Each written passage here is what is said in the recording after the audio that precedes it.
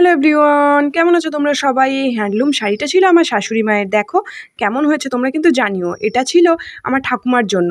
তারপরের ছাপাটা ছিল আমার ছোটো মার জন্য। আর এই জামা প্যান্টের সেটটা ছিল দুটো।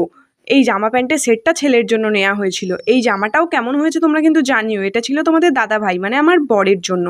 আর এই হ্যান্ডলুমের শাড়িটা কালার কম্বিনেশনটা তো দুর্দান্ত লাগছে, আর কাপড়টাও ভীষণ সফট। এটা ছিল আমার মাসি শাশুড়ির জন্য।